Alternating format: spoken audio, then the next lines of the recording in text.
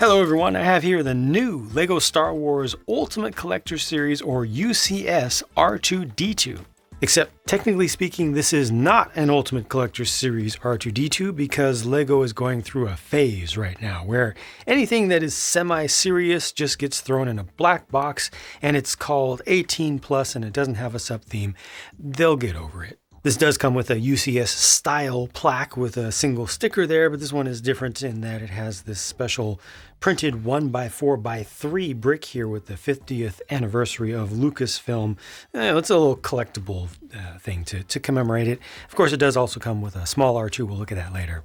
This does have pretty tremendous visual impact. You can see it from a mile away. If you look at its scale relative to a random minifigure there, you can see that this is indeed pretty serious.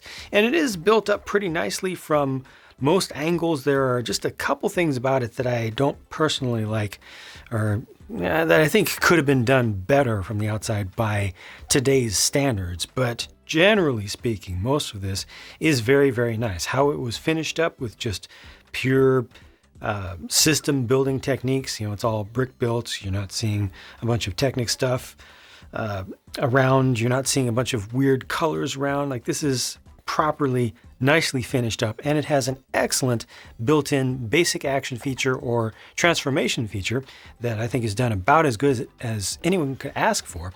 You can just lean him back, all right? Just lean him back, and there we go.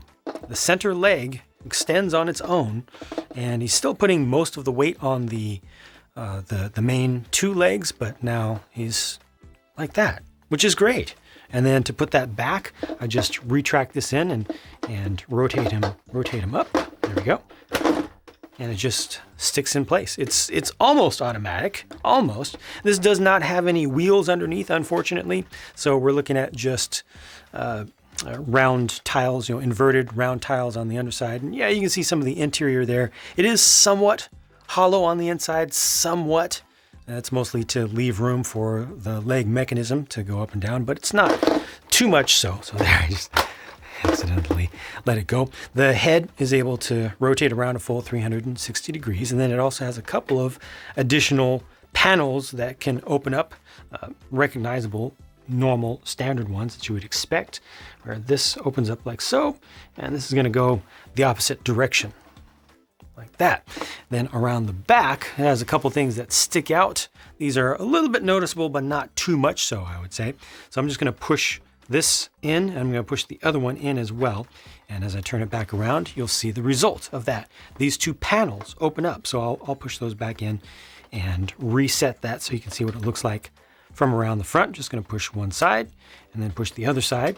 And it partially brings out a couple of the tools. Unfortunately, he does not have the buzz saw in this case, so these aren't the best looking tools. Also, the scale there is not particularly great. This should be the module that plugs in, the universal USB before the times of USB style of connector. And then I suppose this is trying to represent either a grabber or the little taser / welding connection. Although I thought that would have been on the other side. No, just, these things are small. They don't stick out very well. This one can be rotated around, but that's it. It rotates down, rotates up, and that's it. And you have to put it away manually. Those are a little bit disappointing to me. I wish that they could have had more bulk there. A couple of things can be done around the head with this able to extend up. It's a little periscope-like extension. Doesn't go up any farther than that, unfortunately, but you are able to just bring that up and it just sticks around. You can kind of rotate it different ways, and then it just neatly falls back down. And over here at this corner, you can see just a little indent right there with the round piece amongst the square ones. All of this can be popped up entirely, and inside of there is a representation of Luke's lightsaber hilt. So that can pop up. That is built up. It is very small, though. I'd say very small. Again, to the scale of the R2 itself. It's actually rather tiny. I wish that was significantly larger and looked more like the real thing. In terms of detail and shaping, I personally most like the main legs and feet. They look very nice to me. They went together very well. They're actually very similar in many ways to the builds that were done for the previous actual Ultimate Collector Series R2. So evidently the designer or designers found that plenty of it was working just fine before. There's no need to fix something that's not broken, but this is definitely advanced. It uses some pieces that didn't exist when the previous one was done. You can see that the scaling is very similar. Some of the recognizable pieces will show you the scale just immediately if you do side by side, but just overall, I feel like this looks good. It feels good in terms of its presence in front of me. It feels like they did good justice to the source material. I do have to say that the center leg is a bit on the skinny side though. Actually, it's quite a bit on the skinny side. The foot looks good to me, but then the leg itself, the way that the mechanism worked out, having to fit into that small space of just a couple of Technic lift arms side by side is a little bit disappointing, again, on display, especially if you're not going to have this at a low level. If you have it at like table or desk level, then you're not going to notice that so much, but as soon as you start bringing it up closer to eye level, it becomes much more apparent. Now let's talk about this head a little bit, because when the pictures of this were first unveiled, I felt a bit sad about the shaping around the sides and how tiered this is. It kind of feels blocky to a degree that I would not have expected for a model that is new for 2021. The previous model relied on studded surfaces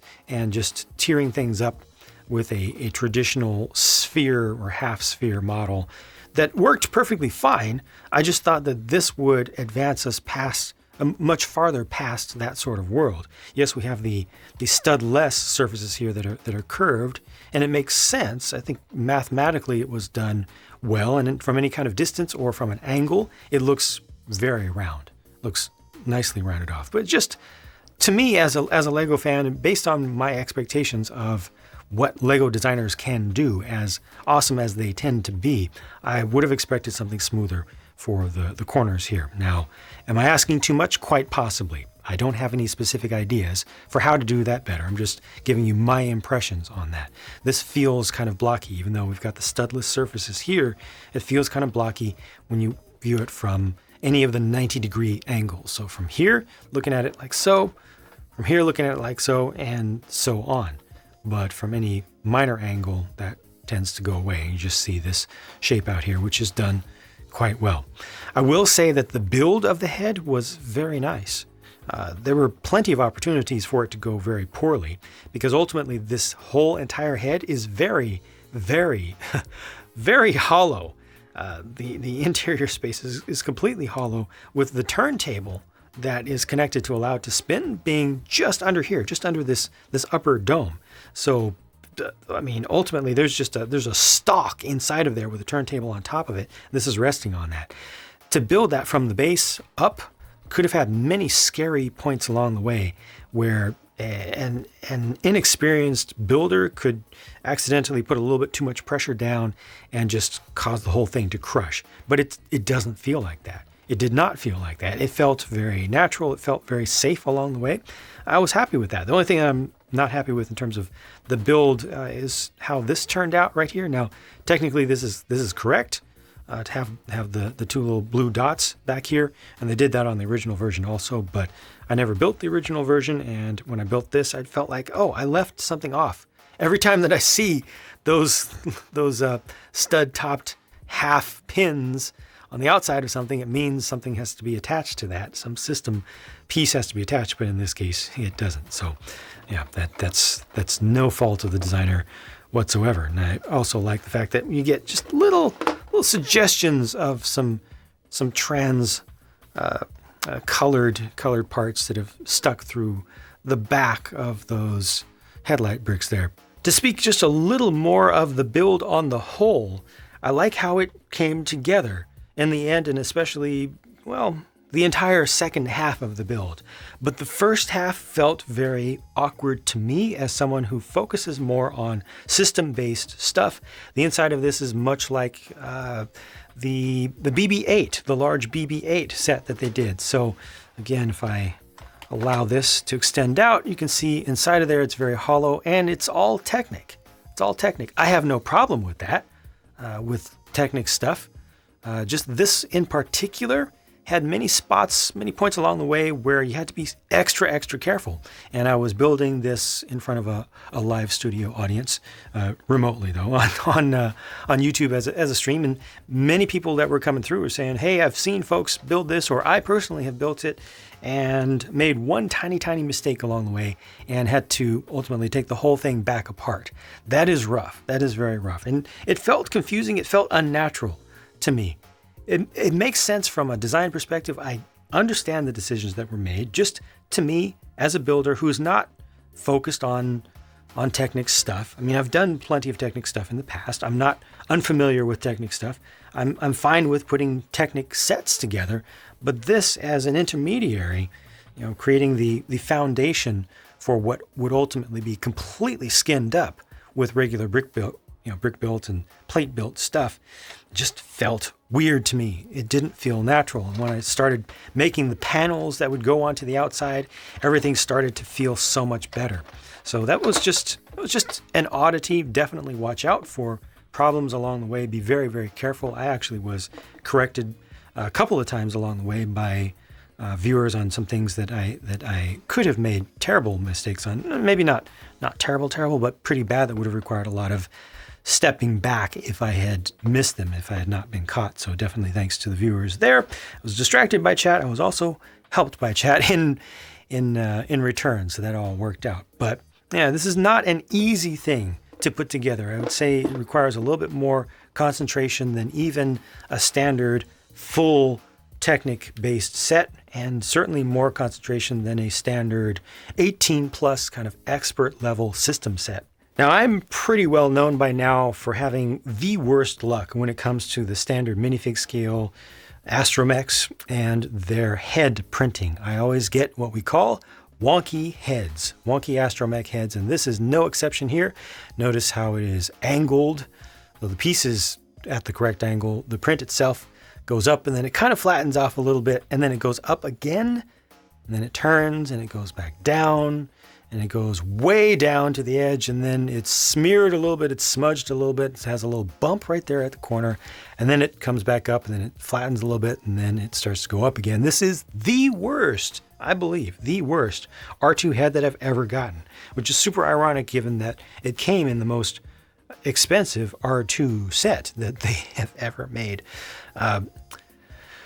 Saving that, or ignoring that, otherwise it's fine, I suppose. The print on the body is good. One of these days we'll get print around the back. One of these days we'll get a center leg for these little ones as well. But for now, it's fine for what it is, except the head printing is just all super wonky, and I kind of hate that. I'm over that. I am tired of that. It got to the point where it was funny, and now it has gone so far that it's not even funny anymore. For what it's worth, these are the leftover pieces, and from this sampling you can see that there were a fair number of different types of very small pieces used in this rather large set. However, I can tell you it didn't feel like too many. It felt like a nice number to bring in some nice small details that made sense. And then the sticker sheet again featured just the one not UCS sticker.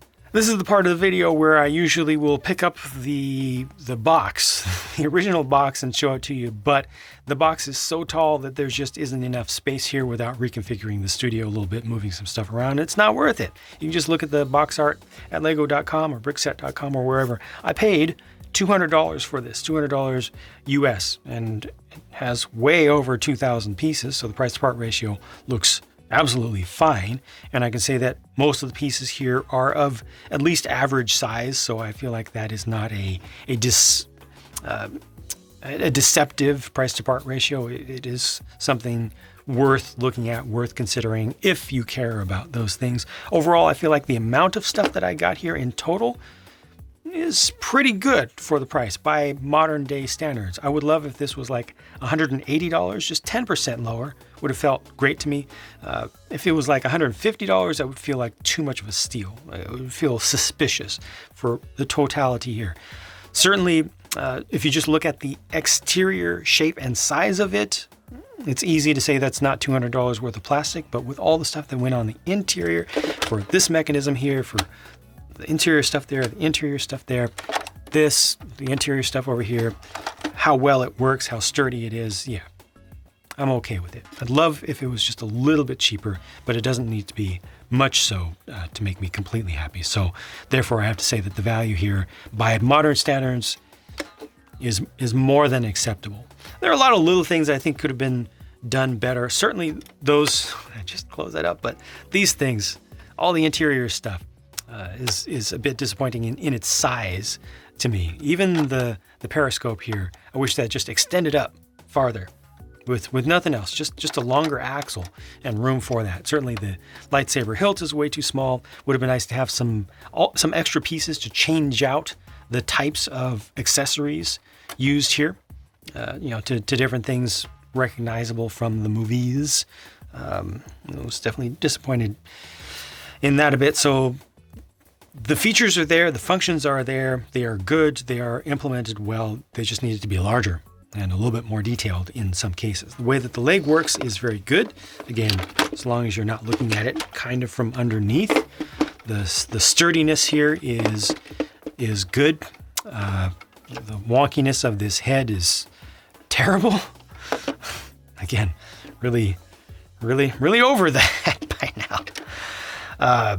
And yeah, the shape of this straight on or from the 90-degree angles, I felt could have / should have been smoother today by modern day standards. If I could have gotten somebody to do the first half of the build, the technic core of the build, and then I could have just swept in and swooped in and done all of the system stuff, I would have loved the build because it feels very satisfying. You make good progress, good solid progress. It feels like you're moving forward. It feels like you're really doing things. You're not just doing busy work as you do most of the system-based build. The Technic build on the inside felt like busy work. A lot of it didn't even make sense. And what am I doing here? Why? And why does this have to be so precise, so exact? In the end, it works out, right? I get it. I'm just letting you know how I personally felt about this. Overall, I feel like I pretty much got my money's worth for Lego stuff these days, and I'm pretty happy with it. And it certainly displays very, very nicely. I think that it'll display very, very nicely for a long time. It does have, I have to always call this out, it does have some variations in white. I don't know if you noticed it along the way. It depends on how sensitive you are to those things or whether you were looking for the issues there. The white color from Lego is not consistent. Some of the pieces are a little bit more yellow than others. To many folks, it is noticeable. Sometimes it's very noticeable, which is something that we should not have to deal with new pieces. It is not by intent. Some folks like to defend Lego and say, well, actually, it looks more realistic that way. Like wear. This is not trying to depict wear.